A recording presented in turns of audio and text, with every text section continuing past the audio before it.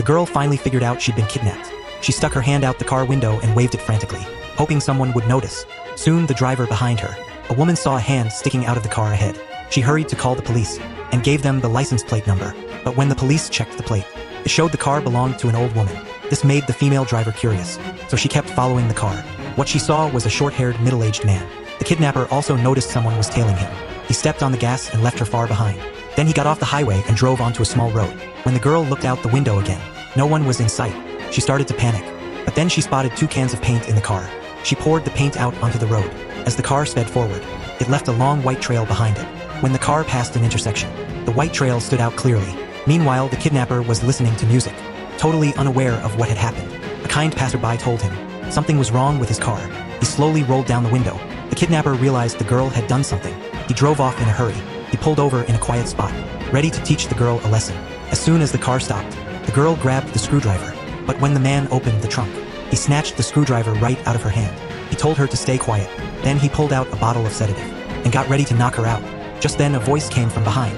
It was the same passerby who'd followed him, still worried something was off. The kidnapper pretended he was just fixing something and said everything was fine. The man nodded and walked back to his car. But before he left, he tried to call the police just to be safe. The kidnapper saw this, grabbed his phone and smashed it to the ground. The man realized the danger and tried to run, but it was already too late. The kidnapper grabbed a shovel and knocked him out. He threw the man into the trunk, got in the man's car and drove away. By the time the police arrived, all they found was the abandoned car.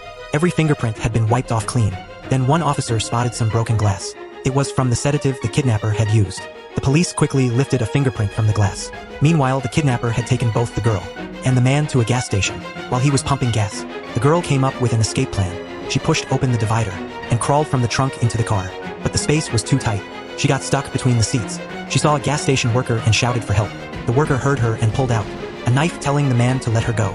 He slowly walked to the front of the car to open the door, but the kidnapper grabbed the fuel hose and sprayed gasoline all over him. Then he lit a firecracker and tossed it. In a flash, flames covered the worker's body. The kidnapper hurried back to the trunk and grabbed the girl. But then he noticed the girl's phone. She had been on a call the whole time. He picked up the phone and asked, "Who is this?" "This is 911 emergency services, and we've got your position at the scene of a murder."